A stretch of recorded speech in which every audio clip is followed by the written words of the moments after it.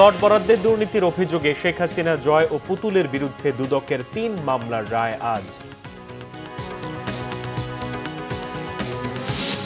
শেখ হাসিনাকে ফেরত চেয়ে ঢাকার অনুরোধ পর্যালোচনা করছে দিল্লি, জানালেন দেশটির পররাষ্ট্র মন্ত্রণালয়ের মুখপাত্র। চট্টগ্রামে বাংলাদেশ আয়ারল্যান্ড প্রথম টি-20 আজ। জয় দিয়ে সিরিজ শুরু করতে আত্মবিশ্বাসী টাইগার অধিনায়ক লিটন দাস। দেখছিলেন ক্রাউন সিমেন্ট সংবাদ শিরোনাম, এবার বিস্তারিত।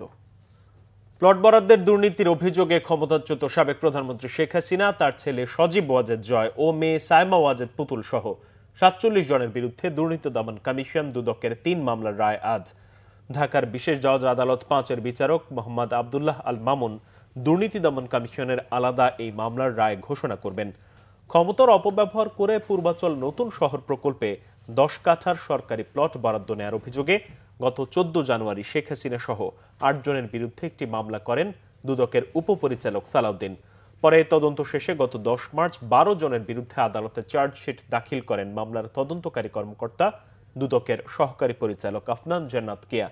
একই অভিযোগে গত ১৪ জানুয়ারি সজীব ওয়াজেদ জয় ও শেখ হাসিনা সহ ১৫ জনের বিরুদ্ধে দ্বিতীয় মামলাটি করেন দুদকের সহকারী পরিচালক এস.এম. রাশেদুল হাসান। এর আগে ১২ জানুয়ারি শেখ হাসিনা ও পুতুল সহ ১৬ জনের বিরুদ্ধে তৃতীয় মামলাটি করেন দুদকের সহকারী পরিচালক আফনান জান্নাত কিয়া। দর্শক, বিশেষ জজ আদালতে রয়েছেন সহকর্মী নাবিল জাহাঙ্গীর, আমরা যুক্ত হব তার সাথে। নাবিল, শেখ হাসিনার বিরুদ্ধে প্লট বরাদ্দের দুর্নীতি মামলার রায় আজ কখন পড়া শুরু হবে, আর সার্বিক কি অবস্থা দেখছেন?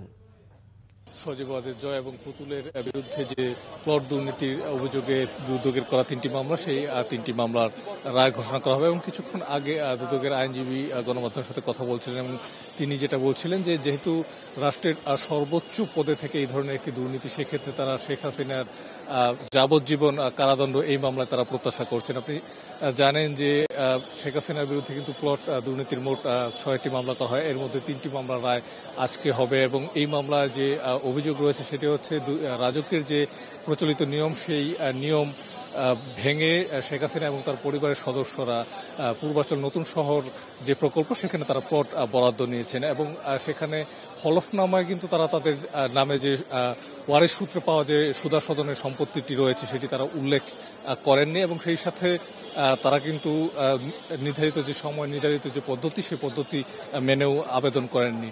এবং এই যে ৩টি মামলা, সেখানে কিন্তু আসলে বলা হচ্ছে যে শেখ হাসিনা তার যে ক্ষমতা, সেই ক্ষমতার অপব্যবহার করে তিনি তার নিজের এবং তার যে পরিবারের সদস্য তাদের নামে এই প্লটগুলো বরাদ্দ নিয়েছিলেন। এবং এই দুর্নীতির ক্ষেত্রে যারা সহায়তা করেছেন রাজকের কর্মকর্তারাও, তারাও কিন্তু এই মামলার আসামি। মোট যারা 23 জন আসামি রয়েছেন, তার মধ্যে একজন আদালতে গ্রেপ্তার হয়েছে এবং তাকে নিয়ে আসা হয়েছে। এবং আমরা আশা করছি যে সকাল 11টার কিছু পরেই এই রায় ঘোষণা করা হবে। এই ছিল সবশেষ। আপনাকে ধন্যবাদ।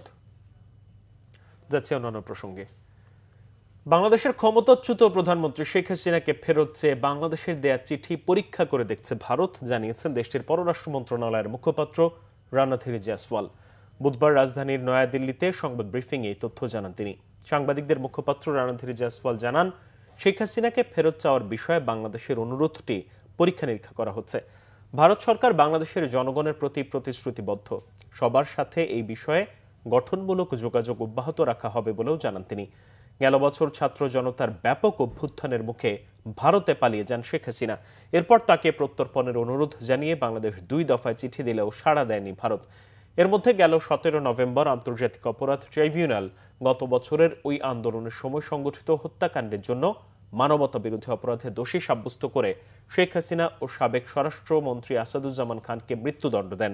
এরপর শেখ হাসিনাকে হস্তান্তরের জন্য দিল্লিকে তৃতীয়বারের মতো চিঠি দিয়েছে ঢাকা। প্রথমবারের মতো চট্টগ্রাম বন্দর হয়ে ভুটানে রওনা হয়েছে ট্রান্সশিপমেন্ট পণ্যের চালান। রাতে চট্টগ্রাম বন্দরের এনসিটি থেকে ভুটানের ট্রানজিট চালানের 20 ফুট দীর্ঘ কন্টেইনার বহনকারী ট্রেলারটি বিশেষ ব্যবস্থায় বুড়িমারের উদ্দেশ্যে রওনা দেয়। বাংলাদেশ ও ভুটানের মধ্যে 2023 সালের 22 মার্চ সই হওয়া চুক্তি ও প্রটোকলের আওতায় পরীক্ষামূলকভাবে চালানটি চট্টগ্রাম বন্দরে আসে প্রায় 2 মাস আগে।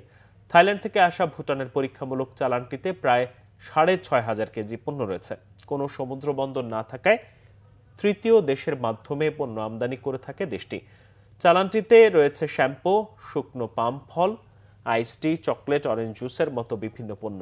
684 কিলোমিটার সড়ক পথে পাড়ি দিয়ে বুড়িমারি স্থলবন্দর হয়ে ভারতের চ্যাংরাবান্ধা স্থলবন্দরের মাধ্যমে শিলিগুড়ি দিয়ে ভুটানে পৌঁছাবে চালানটি। আন্তর্জাতিক প্রসঙ্গ, হংকংয়ের তাইপো জেলার ওয়াংফুক কোর্ট আবাসিক কমপ্লেক্সে ভয়াবহ অগ্নিকাণ্ডে নিহতের সংখ্যা বেড়ে 44 জনে দাঁড়িয়েছে। দগ্ধ হয়ে গুরুতর অবস্থায় আরও 45 জন হাসপাতালে চিকিৎসাধীন রয়েছেন। এখনও 279 জন নিখোঁজ বলে জানিয়েছে স্থানীয় কর্তৃপক্ষ। স্থানীয় সময় বুধবার বিকেল 2:51 ওয়াংফুক কোর্ট নামে একটি আবাসিক এলাকায় আগুন লাগে। সাউথ চায়না মর্নিং পোস্টের প্রতিবেদন অনুযায়ী ওয়াংফুক কোর্টের ওয়াংচিয়ং হাউস নামের একটি ভবনে প্রথমে আগুন লাগে। এরপর ওয়াংচিয়ং হাউসের দুই পাশে আরও দুটি ভবনে আগুন ছড়িয়ে পড়ে।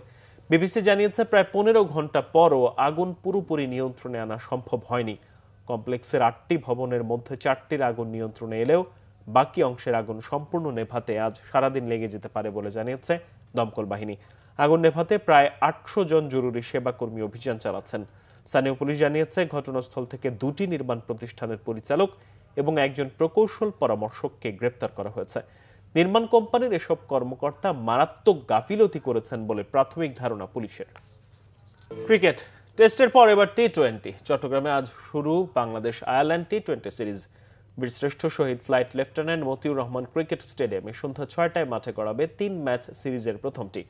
সফরকারী আয়ারল্যান্ডকে 2 টেস্টের সিরিজে হোয়াইট ওয়াশ করেছে বাংলাদেশ। আত্মবিশ্বাসী টাইগাররা লাল বলের লড়াই শেষে দুই দল নামছে সাদা বলে 20 ওভারের ম্যাচে।